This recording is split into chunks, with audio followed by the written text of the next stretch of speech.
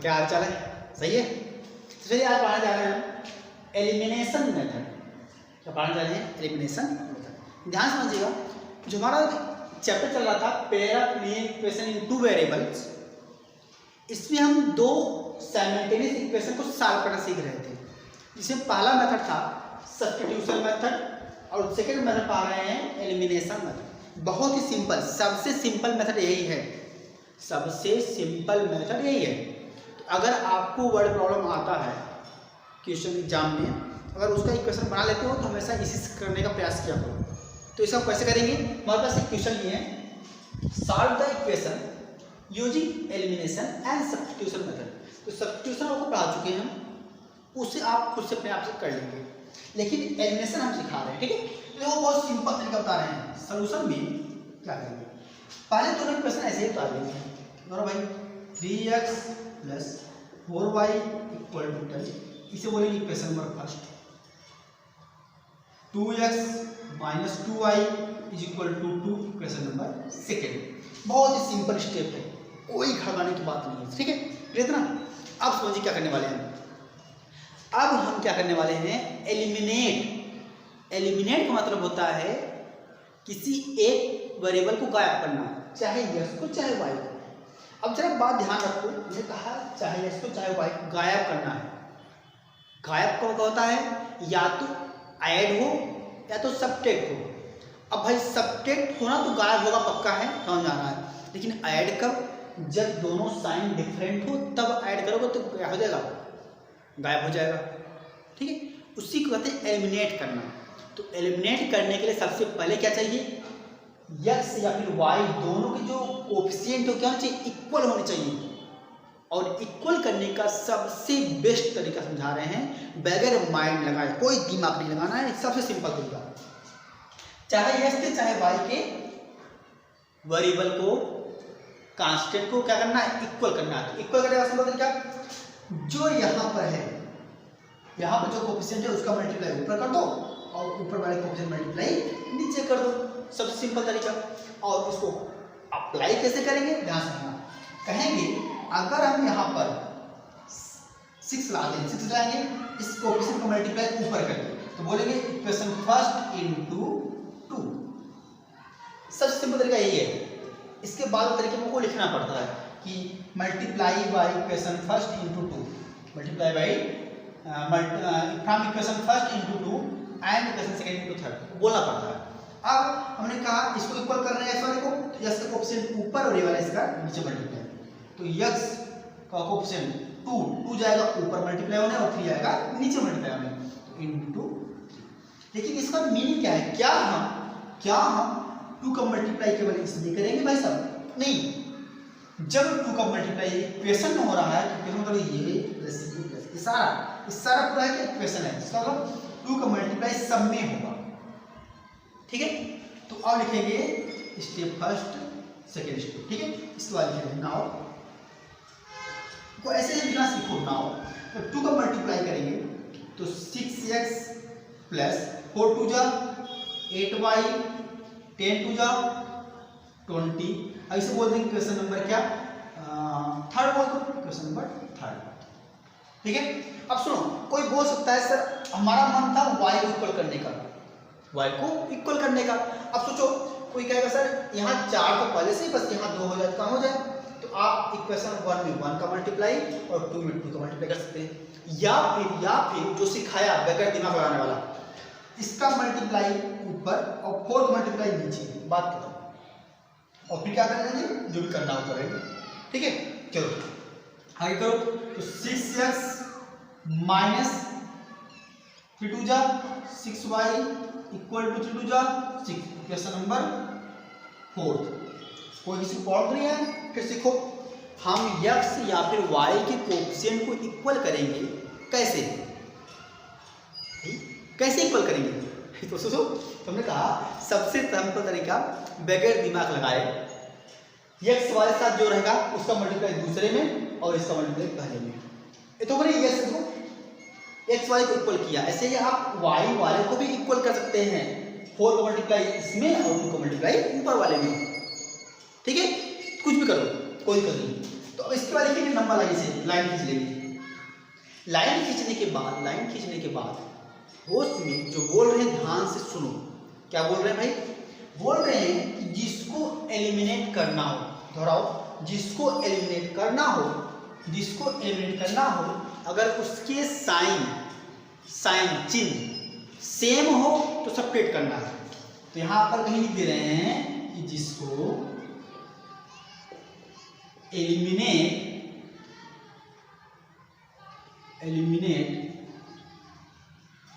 करना हो अगर उसके साइन क्या हो, सेम हो तो क्या करते हैं? सब्ट्रैक्ट। और साइन डिफरेंट हो तो क्या करते हैं? ऐड। इस बात का खास करके ध्यान रखेंगे, अगर जिसको कोई दिक्कत होता है तो। क्या कहा भाई साहब? कहा कि किसको एलिमिनेट करना हो। एलिमिनेट किसको कर रहे हो? X Y. साइन देखो प्लस, साइन सेम, चिन्ह सेम हो तो सब्ट्रैक्ट कर देना। साइन डिफरेंट तो क्या करना? ऐड करना है। बहुत सिंपल तरीका। तो साइन सेम है, क्या करेंगे? ऐड करेंगे।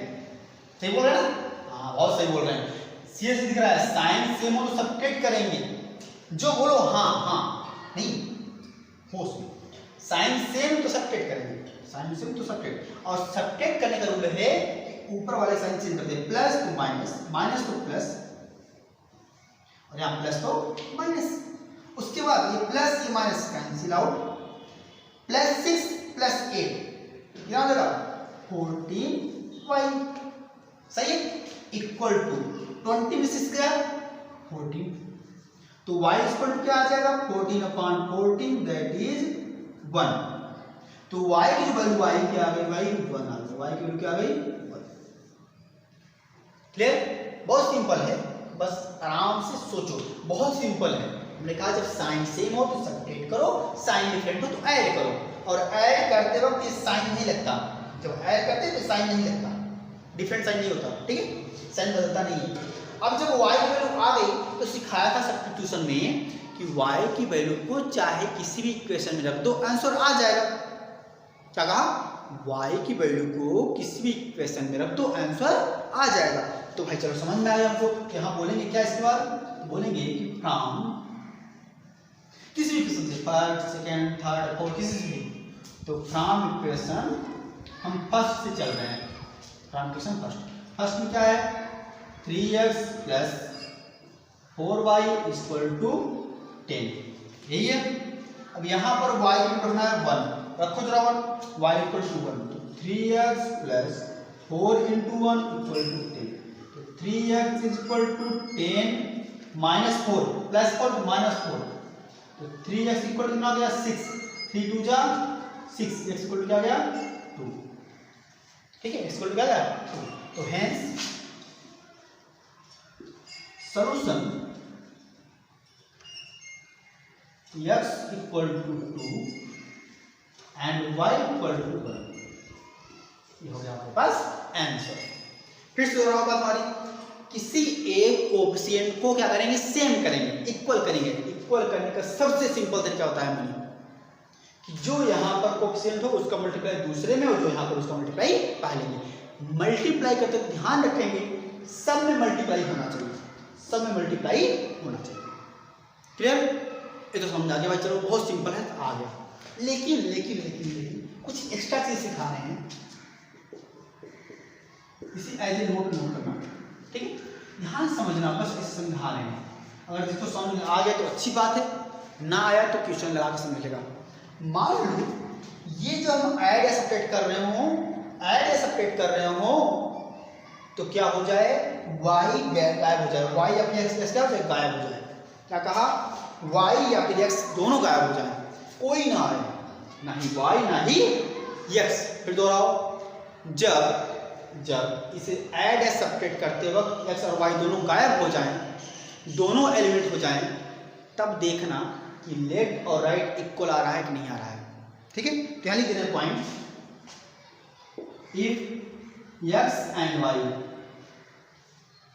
both are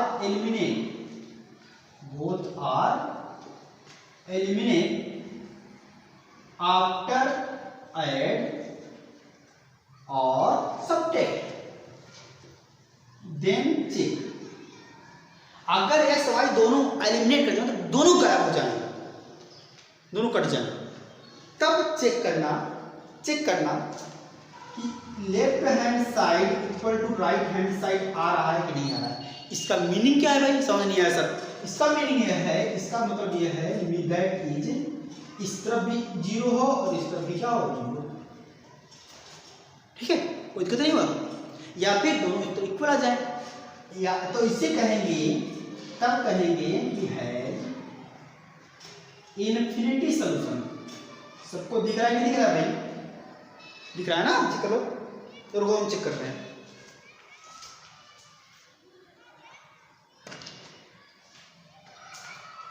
रुक जाओ, इधर नहीं दिख रहा है, इधर नहीं दिख रहा है। फिर तो लिखना पड़ेगा। चलो तो हम जरा इधर आ जाते हैं थोड़ा सा। तो कहेंगे if x and y both are eliminated after add or subtract, then क्या चेक करेंगे कि left hand side equal to right hand side आ रहा है कि नहीं आ रहा है। इसका मतलब समझाया, इसका मतलब कि इस तरफ भी जीरो और उस तरफ भी जीरो आ जाए, तब कहेंगे है इनफिनिटी सॉल्यूशन। सही है। दूसरा कि left hand side equal to right hand side ना आए, इसका मतलब समझा रहे हैं दैट इज इस तरफ जीरो आए और उस तरफ कुछ और आ जाए, जैसे उस तरफ क्या आ जाए 14, 15 कुछ भी आ जाए भाई, अलग से आ जाए एग्जाम्पल। तो कहेंगे हैज नो सॉल्यूशन। ये एक्स्ट्रा चीजें हैं कि अगर कहीं क्वेश्चन आ जाता है तो हम समझा देंगे भाई क्यों में इंफिनिटी है और कौन सा नो सॉल्यूशन। ठीक, तो ये था आपका प्रोसेस, बहुत सिंपल है। मुश्किल से 4-5 स्टेप में खत्म हो जाता है। 4-5 लाइन, 2 लाइन, 2, 4, 5 बाकी था, तो सिंपल खत्म हो जाएगा। बस समझा, बहुत ही सिंपल है। एक क्वेश्चन और कर देते हैं और फिर उसको पढ़ाते हैं क्रॉस मल्टीप्लिकेशन। ठीक है, तो इसी वीडियो को पॉज करो, नोट करो इसको।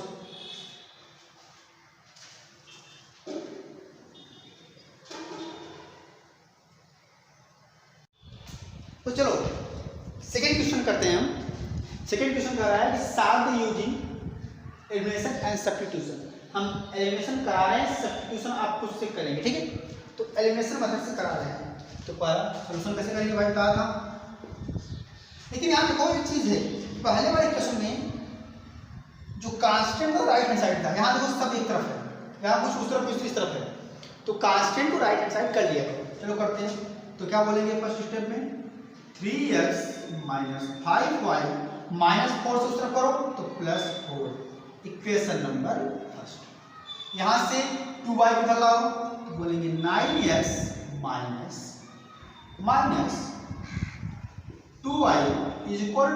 7, तो उसी तरफ है, कोई दिक्कत नहीं। Equation number second. अब तुम लोग बताओ कि किसको इक्वल करें, x को कि y को? कहोगे सर आप कैसे बताएं?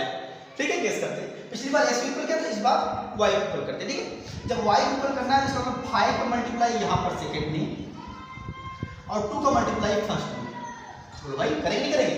लिखेंगे नाउ, मल्टीप्लाई करने के बाद नाउ क्या होगा, 2 का multiply 6x - 10y = 8, equation number third. 5 multiply 9 4 जा 9 5 जा 45x - 10y ये बढ़ाना 10y = 35, इक्वेशन नंबर 4। फिर बात दोहराओ, हमें जिसको एलिमिनेट करना उसके साइन सेम तो सब्ट्रैक्ट, डिफरेंट तो ऐड। साइन सेम है तो क्या करेंगे, सब्ट्रैक्ट करेंगे तो साइन बदलो, minus plus minus cancel out हुआ, माइनस का 45 प्लस का 6 कितना बचेगा, कितना बचेगा भाई जल्दी बोलो भाई, 5 गया 40 और प्लस 1 और 39, तो minus 39x is equal to 35 minus 8, 35 minus 8 कितना हुआ? 5 इधर 3 उधर, 27, लेकिन कौन सा? माइनस का, तो माइनस माइनस कैंसिल आउट हुआ, तो यस इज इक्वल टू 27/39। देखो कटेगा किससे? 3 कटेगा क्या? 3 कटेगा ना, 3 9 जा 27 और 13 3 जा कितना आ जाएगा? इज इक्वल टू, तो यस इक्वल टू यहाँ ये नीचे चला इसका बगल में, तो यस इक्वल टू 9/13। सही है, सेकंड करो, फिर से करो। 45 से 6 गया, 39 माइनस का, और 35 में से 8 गया, 27 माइनस का, तो माइनस माइनस कैंसिल आउट हुआ, x इक्वल टू 27/39। 30 काटा, 3 9 जा और 13 3 जा, ठीक है, तो 9/13। अब इसको क्या करेंगे? Putting the value of x in equation, इसमें फर्स्ट और सेकंड में, फर्स्ट में रखो इन इक्वेशन फर्स्ट, तो क्या है? 3x minus 5y is equal to 4। चलो रखो, 3 into 9/13 minus 5/y is equal to 4। सही भाई, यहां से कितना आया?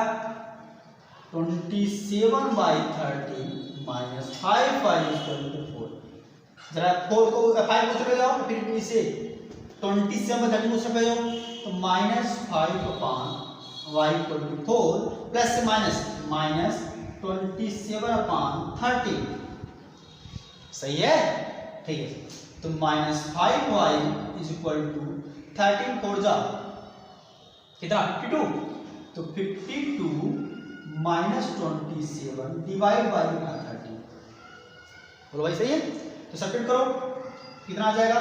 यहाँ रखिए, ऊपर लिखिए, ऊपर लिखिए, सब्ट्रैक्ट करो, तो बोलिए minus 5y is equal to 27 गया 5 है ना भाई, 5 और 4 में से 2 गया 2 और अपॉन 13, ठीक है, तो माइनस 5 डिवाइड करो, तो y equal to 25 divide by 13 into minus 5 काट रहे हैं, 5 5 जा 25, और जो माइनस कहाँ जाएगा? ऊपर चला जाएगा, तो y इक्वल टू माइनस 5/13। ये रहा x की वैल्यू और ये रहा y, ठीक है, तो आंसर क्या हो जाएगा? आंसर हो जाएगा हमारा x इज इक्वल टू 9/13 और y is equal to minus 5/13। Check करते हैं आंसर में जाओ, तो 27 और कितना हुआ? 25, तो प्लस 27 प्लस 25 चेक कर रहे हैं, 27 प्लस 25 और ये अपॉन 13 चलेगा, ये तो जाएगा 52/30। सही आंसर। अब कहो सर आपने क्या किया, समझ नहीं आया? ध्यान समझो, ये जो x y की वैल्यू आया है, हमने क्या किया वो सिखा रहे हैं। जो x y की वैल्यू आई है, इससे उठा करके इस इक्वेशन रख दो, फर्स्ट में चाहे सेकंड में, तो left hand side equal to right hand side आ जाएगा। अगर आ रहा है तो आपका आंसर सही है। तो ये था दूसरा क्वेश्चन, एलिमिनेशन मेथड। तो कैसे करेंगे आप, अगर आप समझ गए होंगे, तो जितने क्वेश्चन भी आपके पास हैं उसको सॉल्व करो, बिल्कुल आराम से, हवा नहीं, बिल्कुल आराम से सॉल्व करो, ठीक है। तो ये रहा हमारा आज का एलिमिनेशन मेथड, ठीक है।